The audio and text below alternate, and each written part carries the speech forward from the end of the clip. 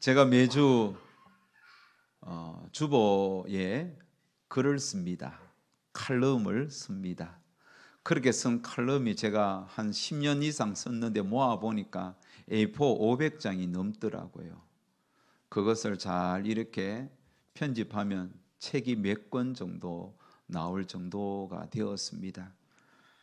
자, 지난주에 제가 쓴 글은 바울 이야기입니다. 그 바울 이야기라는 칼럼을 좀 더 이렇게 보강해서 제 페이스북에 올렸더니 많은 분들이 읽고 공감해 주었습니다. 댓글을 달기도 했습니다. 그러면서 오늘 이 시대상을 다시 한번 더 돌이켜보는 시간이 되었던 겁니다. 여러분, 이름 이야기 나왔으니 한 가지 더 이야기하겠습니다. 제가 예전에 결혼해서 아들을 낳으면 아들 이름은 이렇게 지어야 되겠다 몇 가지 생각한 이름이 있습니다. 그 중에 한 이름이 있습니다. 바울 아닙니다. 어떤 이름이냐? 동하입니다. 동하. 하나님과 동행한 사람. 그러면 하동이지 왜 동하냐? 하동은 좀 이상하더라고, 어감이. 그래서 동하라 지어 놓았는데 하나님이 딸만 주셔서 그 이름을 아직도 사용 못하고 있습니다.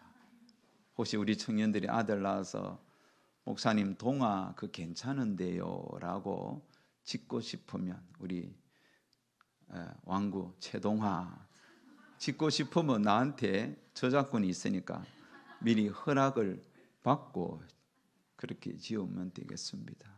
저는 우리 손주들이 동아라는 이름을 썼으면 좋겠다 그런 생각을 합니다.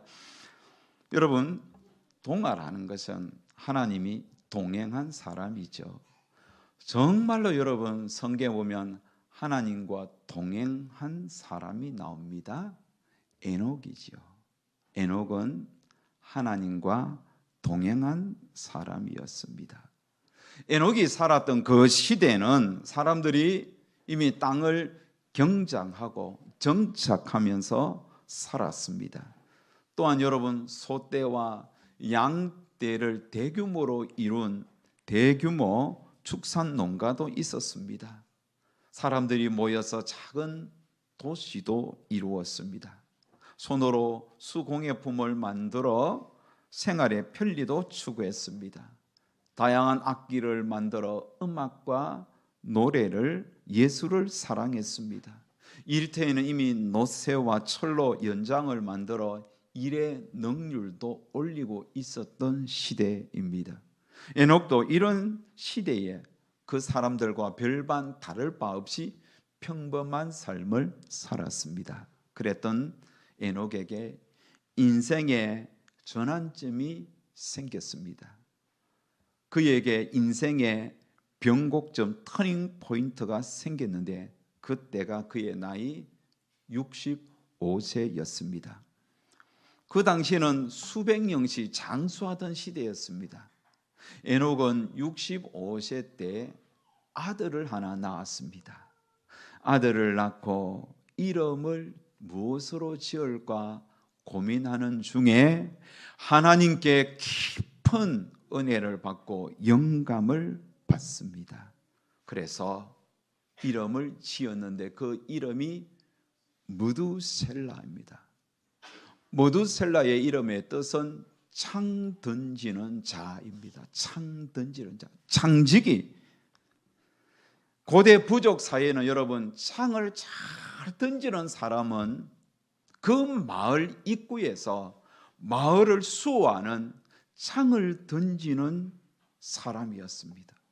그래서 마을 다른 사람이 침입하지 못하도록, 다른 부족이 침입하지 못하도록 그 마을에 가장 창을 잘 던지는 사람이 창을 들고 마을을 지켰던 것입니다. 그러면서 부족 간의 전쟁이 일어나면 창 던지는 자가 혁혁한 공을 세우면서 그 마을을 지켰습니다. 하지만 여러분, 창 던지는 자가 적의 공격을 받아 죽으면 어떻게 되겠습니까?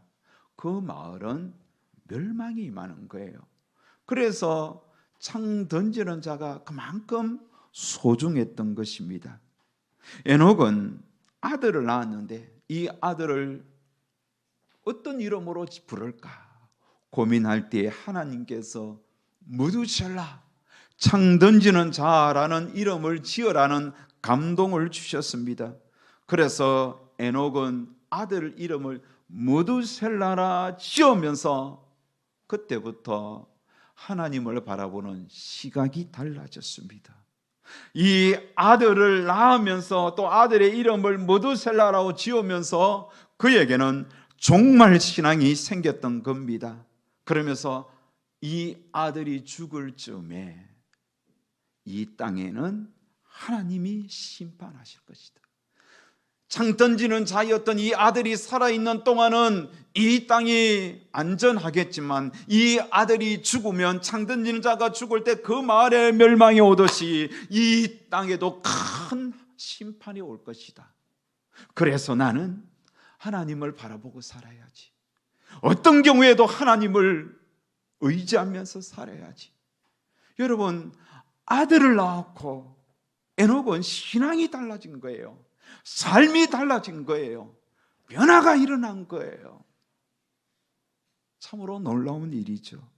그러면서 에녹은 아들을 무두셀라라고 이름을 짓고는 그때부터 하나님과 한 걸음 한 걸음 주 예수와 함께 날마다 길마다, 옛날에 날마다 길마다 예수와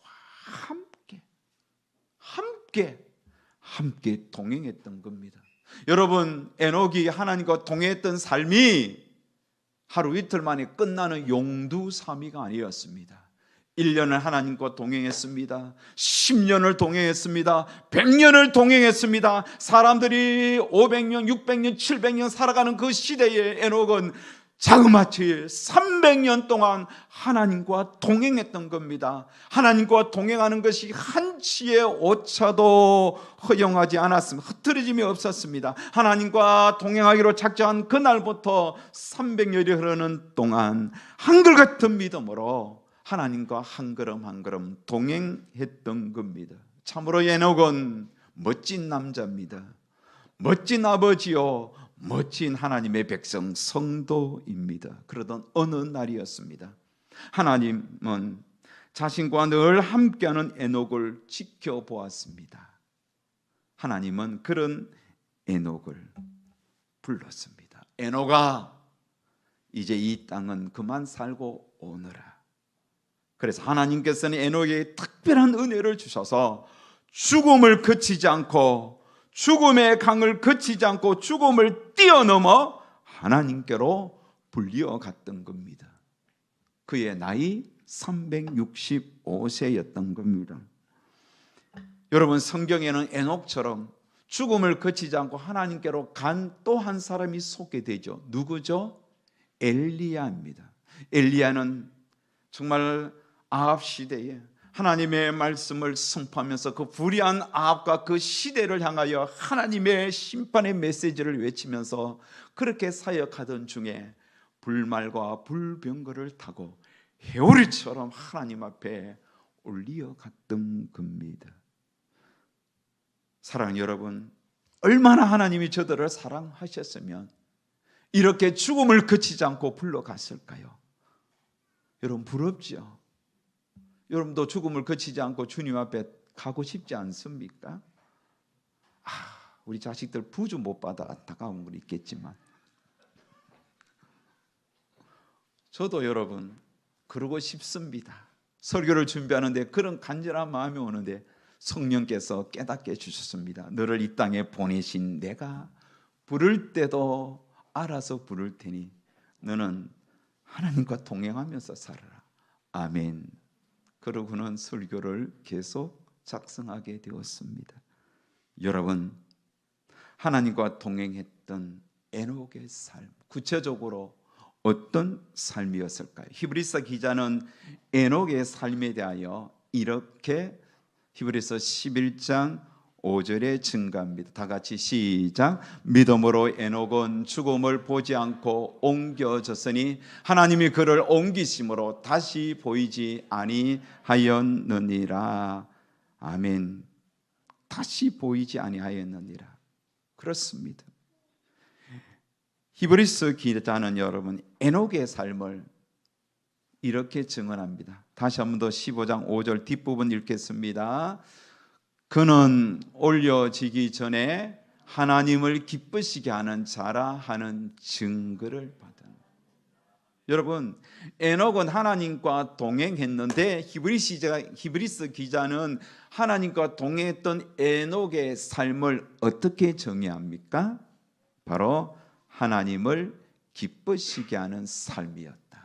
하나님과 동행하는 삶은 곧 하나님을 기쁘시게 하는 삶이라고 증언합니다.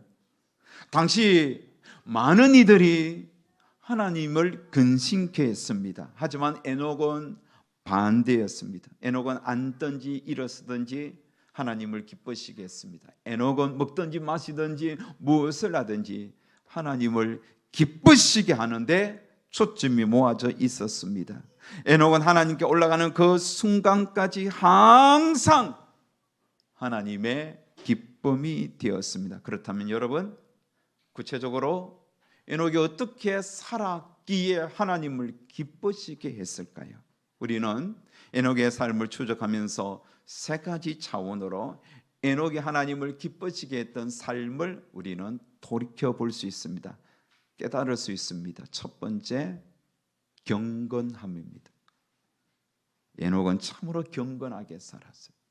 이런 에녹의 삶에 대하여 유다서, 신약 성경 뒷부분에 있는 유다서에 보면 유다는 이렇게 증언합니다. 유다서 1장 14절 15절을 보면 아담의 7대 손 에녹이 이 사람들에 대하여도 예언하여 이르되 보라 주께서 그 수많은 거룩한 자와 함께 임하셨나니 이는 무 사람을 심판하사 모든 경건하지 않는 자가 경건하지 않게 행한 모든 경건하지 않는 일과 또 경건하지 않는 죄인들이 주를 거슬려 한 모든 완악한 말로 말미암아 그들을 정죄하려 하였느니라. 여러분, 유다는 에녹의 삶에 대하여 이야기하면서 계속적으로 반복해서 말하는 것이 경건하지 않는 때에 경건하지 않는 사람들이 경건하지 않는 삶을 살았다고 이렇게 말을 합니다. 그런데 그때 유다는 하나님의 심판, 머두셀라, 하나님의 심판이 있을 것을 예언하면서 그렇게 하나님을 바라보고 경건하게 살았다는 거예요. 마찬가지로 유다는 이 서신을 쓰면서 그 시대의 사람들도 에녹처럼 예수님의 재림 심판을 기억하며 살아나는 것입니다. 여러분, 그러나 유다 시대의 사람들은 심판은 무슨 얼어 죽을 심판이냐 그러면서 비웃으며 하나님이 이 땅에 오시는 그 심판을 전혀 염두에 두지 않고 살았습니다. 그래서 유다는 그 시대의 사람들이 하나님의 심판을 염두에 두지 않고 살았던, 그렇게 불경건하게 살았던 그 시대의 사람을 유다서 1장 16절에 이렇게 증언합니다. 이 사람들은 원망하는 자며 불만을 토하는 자며 그 정욕대로 행하는 자라. 그 입으로 자랑하는 말을 하며 이익을 위하여 아첨하느니라. 보십시오. 유다 시대의 사람들은 입에 발린 것이 원망이요 불평이었습니다. 예수님의 오시는 재림에 전혀 관심이 없었습니다. 그러면서 재림은 무슨 재림? 오직 정욕 따라 그렇게 경건함을 잃어버리고 불경건하게 살았던 겁니다. 아첨하며 세상의 것들을 자랑하며 추구하며 그렇게 타락하며 살았던 겁니다. 여러분, 이런 모습은 이미 에녹 시대에 거쳐간 모습이었습니다. 에녹 시대도 여러분 동일합니다. 창세기 6장에 보면 5절 6절에 보면 이렇게 말씀합니다. 여호와께서 사람의 죄악이 세상에 가득함과 그의 마음으로 생각하는 모든 계획이 항상 악할 뿐임을 보시고 땅 위에 사람 지으셨음을 한탄하시며 마음에 근심하시고. 에녹 시대의 하나님은 그 사람들이 그렇게 마음에 악한 것을 생각하고 계획하고 생각하고 실천하는 모습을 보면서 하나님이 한탄했던 겁니다. 여러분, 에녹 시대나 유다서에 나오는 그 유다 시대나 사람들의 특징은 무엇입니까? 경건함을 잃어버린 세상이었습니다. 도리어 더럽고 추악한 세상에서 그들은 음란함을 잃어버렸던, 음란하게 살았던 시대였던 겁니다.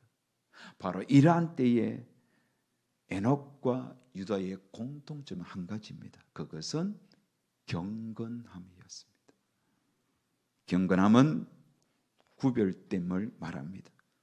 세상 사람들 먹고 마시며 시집가고 장가가면서 육신의 욕망대로 제약 가운데 살았습니다. 하지만 에녹은 하나님과 늘 함께 일어나고 함께 일터에 가고 함께 일을 하고 함께 돌아와서 하나님을 생각하면서 잠을 잤습니다.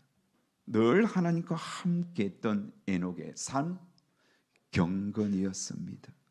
무슨 일을 하든지 늘 하나님을 마음에 두고 생각하며 구별된 삶을 살았던 겁니다. 그래서 하나님께 큰 기쁨이 되었던 겁니다. 에녹은 경건하게 살면서 하나님을 기쁘게 했다.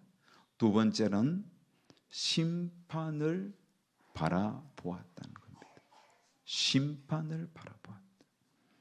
아까도 이야기했죠. 무드셀라를 낳은 후에 장차 이 아들이 세상을 떠날 그쯤에는 이 땅에 큰 심판이 있음을 알았던 거죠. 하나님이 깨닫게 해주신 것이죠. 그래서 무드셀라를 낳은 이후에 에녹은 늘 심판을 생각했습니다. 늘 심판을 마음에 새겼습니다. 언젠가 이 땅에는 멸망이 올 거야. 내가 이렇게 살면 안 되지. 날마다 심판을 바라보면서 하나님과 동행했어요. 하나님과 늘 함께 했던 겁니다. 여러분, 실제로 무드셀라는 969세에 죽습니다. 그런데 969세에 무드셀라가 죽던 그 해에 노아의 나이가 600세가 되었습니다. 무드셀라의 손자가 노아입니다. 그래서 노아 600세 되던 해에 이 땅에 큰 홍수 심판이 임했죠. 이게 여러분 성경은 증언하는 거예요. 자, 오늘 창세기 5장 25절을 보십시다. 무드셀라는 187세에 라멕을 낳았죠. 보십시오. 무드셀라가 187세에 라멕을 낳았습니다. 자, 무드셀라는 187세예요. 라멕을 낳은 후에 자, 28절 라멕은 182세에 아들을 낳았는데 아들 이름을 노아라 지었습니다. 노아를 낳았습니다. 그렇다면 여러분, 무드셀라가 노아가 태어날 때의 손자가 태어날 때의 나이는 187세 플러스 182세니까 369세가 되죠. 369세죠. 369세가 되죠. 그러면서도 무드셀라가 한참 더 살았습니다. 몇 년을 살았습니까? 600년을 더 살았어요. 노아 나이 600세 되던 해에 무드셀라 나이가 969세. 그때 그는 하나님께로 갔습니다. 그가 죽었을 때, 창 던지는 자가 죽었을 때 그 땅에 물심판이 임했던 겁니다. 보십시오. 에녹은 이렇게 이 아들의 삶을 보면서 늘 하나님의 심판을 마음에 새기고 살았습니다. 심판이 있는 것을 알기에 그의 삶은 경건했죠. 그의 삶은 하나님의 기쁨이 되었습니다. 늘 심판을 바라보면서 염두에 두면서 하나님 앞에 바로 서려고 몸부림쳤던 그의 삶, 그게 바로 하나님과 동행하는 삶이었습니다. 세 번째, 에녹은 어떻게 하나님과 동행하며 살았나요? 한번 따라합시다. 하나님을 대적하는 문화와 맞서기. 그렇습니다. 하나님을 대적하는 문화와 맞섰습니다. 에녹이 살았던 그 시대는 참으로 급속도로 타락한 시대였습니다. 문화는 점점 편리해졌고 화려해졌습니다. 사람들은 그런 도시 문화와 편리주의의 편승에 하나님과 맞짱 뜨기 시작했습니다. 하나님과 맞서기 시작했습니다. 하나님을 대적하기 시작했습니다. 그래서 여러분, 하나님께서 한 남자와 한 여자를 결합해서 한 남자와 한 여자가 만나 가정을 이루도록 허락했습니다. 그런데 이런 하나님이 만든 결혼 제도에 대적해서 한 남자가 여러 아내를 두는 일부 다처제가 일어났던 겁니다. 어떤 이는 여러분, 자기가 받은 작은 상처 때문에 사람을 죽이는 포악을 행했습니다. 하나님의 백성들은 하나님이 짝지어준 일을 거부하고 눈에 보기 좋은 여자를 선택했습니다.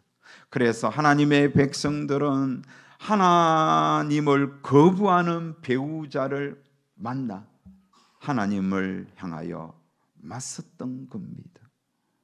에녹은 이런 그 시대의 세상에서 그는 하나님을 대적하는 문화와 맞서서 오직 하나님을 의지하며 살았습니다. 반대로 그는 하나님을 거부하는 세상과 그는 맞서서 그 세상을 거부했던 겁니다. 이런 에녹의 모습은 하나님께 큰 기쁨이 되었던 겁니다. 사랑하는 여러분, 자, 오늘 에녹의 말씀을 들으면서 우리는 우리 시대를 돌아봐야 합니다. 오늘 우리가 사는 세상을 한번 돌아보십시오. 에녹 시대보다 더 악하죠. 유다가 예언했던 그 유다서를 기록할 때보다 더 훨씬 포악한 시대에 우리는 지금 살고 있습니다. 오늘 우리의 사는 이 세상은 하나님을 등지는 세상입니다. 하나님을 거부하는 세상입니다. 그래서 여러분, 하나님이 만드신 창조 섭리에 역행하는 일들이 수없이 많이 일어나는 것이 오늘 이 세상입니다. 2023년 우리가 살아가는 이 세상입니다. 동성애가 얼마나 만연되어 있습니까? 그 오래전에 미국 샌프란시스코 거리를 이렇게 지나가면서 동성애 깃발이 있는 모습, 동성애 마을을 이렇게 지나가면서 느꼈던 그 충격적인 모습이 이제는 우리나라에서도 제가 느끼고 있는 거예요. 동성애가 지금 만연되고 있습니다. 혼전 순결이 무너졌습니다. 파괴된 가정이 많아졌습니다. 자신의 끌어오는 그 정욕을 해소하기 위하여 선량한 시민을 죽이는 포악한 남자들이 많은 세상이에요. 불의가 난무하고 불법이 판을 칩니다. 바울은 이런 말세지말의 모습에 대하여 오래전에 예언을 했습니다. 디모데후서 3장에 보면 이렇게 말씀합니다. 사람들이 자기를 사랑하며 돈을 사랑하며 자랑하며 교만하며 비방하여 부모를 거역하며 감사하지 아니하며 거룩하지 아니하며 무정하며 원통함을 풀지 아니하며 모함하며 절제하지 못하며 싸나우며 선한 것을 좋아하지 아니하며 배신하며 저급하며 자만하며 쾌락을 사랑하기를 하나님 사랑하는 것보다 더하며 경건의 모양은 있으나 경건의 능력은 부인한 이 같은 자들에서 내가 돌아서라. 바울의 예언을 곰곰하게 살펴보십시오. 오늘 우리 이 시대의 모습이 아닙니까? 지금 현실이 되었습니다. 사람들은 하나님 사랑하는 것보다 자기를 더 사랑하여 자기 애가 너무 지나쳐요. 그래서 내 자존심을 짓밟으며 견디지 못하는 세상이에요. 돈을 사랑하는 문화예요. 얼마나 사람들이 돈을 사랑하는지 돈의 노예가 된 자들이 많습니다. 교만하고 사람들이 모인 곳에 서로를 향한 비방과 모함이 난무합니다. 마음의 원통함을 풀지 못해서 선량한 사람들, 길거리에 지나가는 무고한 사람을 살인하는 그런 시대에 살고 있습니다. 짜릿한 순간적인 쾌락을 추구하기 위하여 마약하는 젊은이들이 늘어나고 있어요. 여러분, 지금 우리는 얼마든지 마음만 먹으면 마약을 구입할 수 있어요. 인터넷 조금만 치면 금방 마약이 우리 삶 주변에 배달되는 거예요. 마음만 먹으면 얼마든지 이런 죄악 가운데 우리는 살고 있어요. 얼마든지 죄를 행할 수 있는 시대에 살고 있어요. 여러분, 마음만 먹으면 바람 피우기 좋은 세상이에요. 곳곳에 모텔이 있고 곳곳에 러브호텔이 있잖아요. 그런 곳이 사업이 된다는 것은 그만큼 이용자들이 많다는 거 아니겠어요? 그러니 여러분, 건강한 가정이 과연 얼마나 되겠습니까? 건강한 부부가 얼마나 되겠습니까? 깨끗한 청년이 얼마나 되겠습니까? 이토록 타락한 세상이에요. 음란한 문화가 작품이란 노을을 뒤집어쓴 채 영상, 만화, 웹툰, 또 소설, 노래 이렇게 다양한 옷을 입고 우리를 향하여 공격해 오고 있습니다. 지난 여름에 넷플릭스의 마스크 걸이라는 드라마가 7부작으로 상영이 되었습니다. 외모 컴플렉스를 가진 평범한 직장인 김몸이라는 청년이 있었습니다. 못생겼습니다. 그러니 여러분, 못생긴 남자들은 아무리 공부 잘하고 돈 많아도 첫 번째는 이뻐야 되는 거예요. 동의하십니까? 이뻐는 이뻐요. 모든 남자들은 야, 이쁘냐? 그렇게 자동적으로 묻는 거예요. 그러니까 김몸이라는 여청년이 정말 자기는 춤도 잘 추고 노래도 잘하는데 얼굴이 못생겨서 너무너무 자기의 꿈을 펼치지 못하고 있었던 겁니다. 그래서 그가 선택한 방법은 마스크로 얼굴을 딱 가리는 거예요. 몸매는 되겠다, 목소리는 되니까 마스크로 자기 몸을 딱 가린 채 인터넷 방송 BJ로 저녁에 활동을 했던 겁니다. 낮에는 평범한 직장인이고 밤에는 모니터를 켜고 자기 개인 방송을 하였던 겁니다. 그런데 그랬던 그에게 의도치 않는 사건들이 연달아 일어나면서 반전에 반전이 거듭되면서 참으로 파란만장한 막장 인생이 그 앞에 펼쳐지게 되었던 겁니다. 저는 그 드라마를 7부작 전체를 보지 못했습니다. 요약본을 이렇게 몇 개를 봤는데 보면서 제가 느끼는 것이 있었습니다. 이게 세상이다. 이게 오늘 우리가 사는 세상의 모습이다. 그 안에 보면 외모 지상주의가 들어갔습니다. 뿐만 아니라 갖가지 불륜이 등장합니다. 외톨이가 등장합니다. 니어돌, 인형 앞에서 그렇게 말하는 세상과 단절된 그런 청년의 모습도 등장합니다. 살인이 계속 등장합니다. 성령 전체 얼굴을 뜯어고치는 모습이 등장합니다. 왜곡된 부모 사랑이 사람을 죽이는 그런 왜곡된 부모 사랑도 등장하는 겁니다. 마스크 걸은 웹툰 만화를 통하여 소개된 것을 드라마화 시킨 겁니다. 폭발적으로 인기를 껐습니다. 이거 뭘 뜻합니까? 오늘 세태를 반영하는 것이죠. 이렇듯 세상은 하나님을 대적하고 하나님을 거부한 세상입니다. 자, 여러분, 이런 세상에 우리는 앞으로 더 살아야 되죠. 하나님께서 나를 부르는 그 날까지 우리는 이런 음란하고 폭력적이고 하나님을 정말 대적하는 이 세상에 우리가 살아야 되는데 어떻게 살아야 되겠습니까? 오늘 우리도 에녹처럼 하나님과 동행하며 하나님을 기쁘시게 하며 살아야 됩니다. 그런데 하나님과 동행하며 하나님을 기쁘시게 하기 위해서는 하나님과 늘 바른 관계를 이루며 살아야 되는 거예요. 그렇다면 구체적으로 어떻게 살아야 되겠습니까? 두 가지로 적용을 던집니다. 첫 번째, 여러분, 하나님 앞에서 온전하십시오. 온전하십시오. 하나님 사람답게 최선을 다하여 사는 것이 온전함입니다. 성경에는 하나님 앞에서 온전하기 위하여 몸부림쳤던 믿음의 사람들이 여럿 나옵니다. 그 중에 한 사람을 소개하면 욥을 들 수 있습니다. 욥기서 2장 3절에 보면 하나님이 사탄을 향하여 욥에 대하여 자랑했습니다. 내가 내 종 욥을 주의하여 보았느냐? 그와 같이 온전하고 정직하여 하나님을 경외하며 악에서 떠난 자가 세상에 없느니라. 내가 나를 충동하여 까닭없이 그를 치게 하였어도 그가 여전히 자기의 온전함을 굳게 지켰느니라. 보십시오. 욥은 하나님 앞에서 온전했습니다. 정말 최선을 다하여 믿음으로 살았던 겁니다.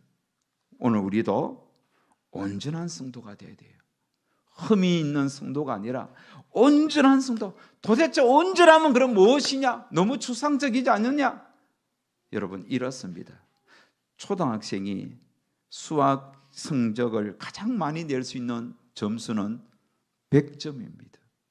우리 예준이가 곧 중학교에서 성적을 가장 열심히 영어 시험에서 최고의 점수 낼 수 있는 것이 100점이에요. 100점 먹기 위해 공부하면 돼요. 여러분, 대학생은 자기가 낼 수 있는 최고의 점수 4.5를 A 플러스를 맞으면 돼요. 이게 최선을, 이게 온전함이죠. 저는 56세의 목사로서 하나님 보시기에 100점짜리 목사가 되면 되는 거예요. A 플러스 목사가 되면 되는 거예요. 여러분, 여러분의 나이와 여러분의 상황과 환경, 처지 속에서 여러분이 할 수 있는 하나님 앞에 최선을 다하여 온전하시라는 거예요. 25세의 청년들 중에 나만큼 하나님 앞에 최선을 다하여 사는 믿음의 청년이 없을 거야 라는 그런 어떤 자부심으로 사는 거예요. 그렇게 하나님을 섬기는 거예요. 일을 할 때도 마찬가지고, 여러분 성도로서 100점짜리 되십시오. 100점짜리 되려고 노력하십시오. 아멘. 또 100점짜리 되세요. 할렐루야. 정직함에도 100점짜리 되세요. 악을 멀리하는데도 100점짜리가 되세요. 회개하는데도 100점짜리 되세요. 예배하는 일에도 100점짜리 되시라고 한번 최선을 다하여 노력하는 거예요. 비교 대상 우리 주변에 많습니다. 하나님은 에녹 시대에 수많은 하나님의 백성들을 볼 때 다 먹고 마시고 시집가고 장가가고 전부 자기 욕심대로 사는데, 에녹은 하나님을 바라보면서 하나님을 기쁘시게 하면서 심판을 염두에 두면서 온전하게 사는 거예요. 우리가 그런 백성이 되자는 거예요. 다윗은 여러분 죄를 지었습니다. 그런데 다윗은 하나님 앞에 죄를 지적받았을 때 회개했습니다. 깨닫고 회개했습니다. 돌이켰습니다. 그러면서 또 하나님 앞에 바로 서려고 몸부림쳤던 거예요. 그래서 성경 기자는 다윗을 향하여 하나님 마음에 합한 사람이라. 우리는 여러분 다윗과 다를 바가 없잖아요. 실수하고 넘어지고 또 죄 짓습니다. 하지만 다윗은 하나님 마음에 합할 수 있었던 것은 회개하고 돌이키면서 오뚜기처럼 일어나서 또 하나님 앞에 나아가고 또 나아가고, 우리가 그런 사람이 되자는 거예요. 왜 한번 이렇게 신앙이 미끄러지면 한없이 미끄러지고, 예배도 한없이 뒤처지고, 성경 읽는 것도 한번 놓치면 한없이 놓쳐버리고, 왜 그래요? 왜? 넘어질 수도 있죠. 일어나 다시 주님 앞에 나아가면 되잖아요. 회개하고 하나님 앞에 나를 바로 세우면 되잖아요. 그걸 원하는 거죠. 완벽한 사람이 어디 있습니까? 100점 먹으려고 애쓰다 보면 80점도 먹고 70점짜리가 75점이 되고 80점이 되고 90점이 되고 내가 노력하면 되잖아요. 왜 10점짜리 성도로서 20점짜리 성도로서 50점짜리 성도로서 왜 그렇게 발전 없는 모습으로 살아가요? 왜 그렇게 처진 상태에서 점점 점수가 까내려가는 거예요?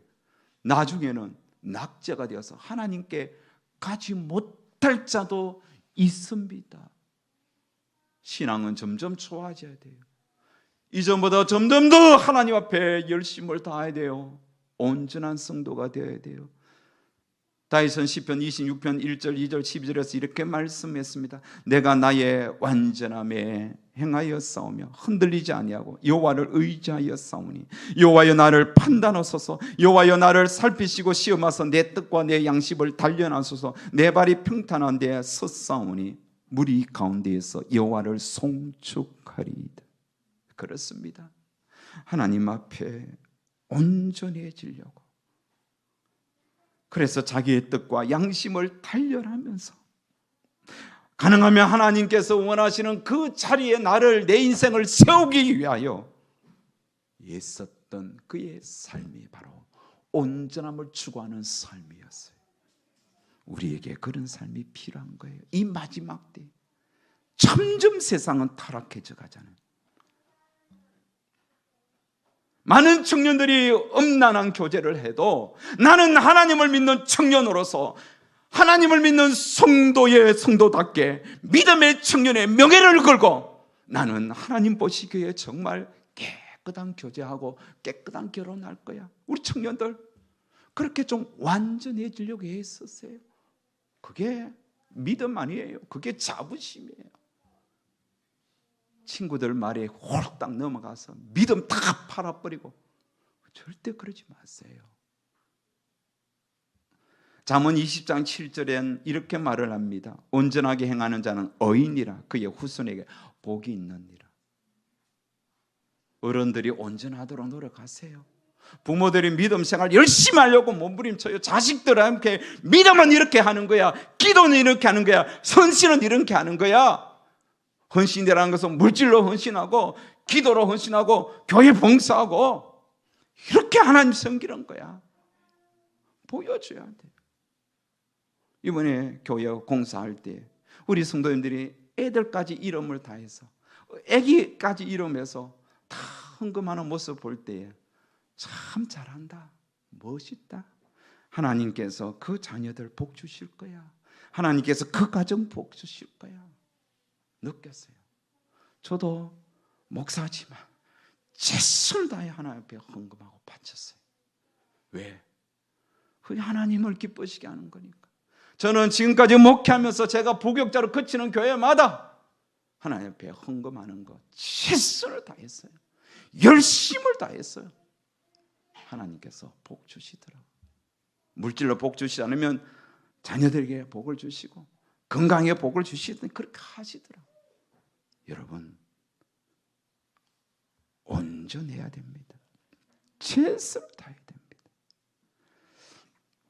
두 번째로 우리는 어떻게 하나님과 동행하며 하나님을 기쁘시게 하며 살아야 되겠습니까? 하나님을 거부하는 세상과 맞서야 됩니다. 숨지 마세요, 성도로서. 학생은 크리스찬답게 행동하십시오. 학교에서. 자는 교회 다니는 거야. 군에 가서도 쟤는 예수쟁이야. 나를 드러내십시오. 숨지 마십시오. 성도의 명예를 지키십시오. 죄 많은 세상을 거부하십시오. 이사야는 이 타락한 세상에 대해 이렇게 소개합니다. 이사야 33장 15절 오직 공의롭게 행하는 자, 정직하게 말하는 자, 토색한 재물을 가증히 여기는 자, 손을 흔들어 뇌물을 받지 않은 자, 길을 막아 피 흘리려는 깨를 듣지 아니하는 자, 눈을 감아 악을 보지 아니하는 자. 이게 세상과 맞서는 성도의 삶이에요. 불의와 맞서 공의롭게 사십시오. 불의한 세상과 맞서 정직하십시오. 남을 속여 부당하게 얻는 재물을 미워하십시오. 뇌물 거부하십시오.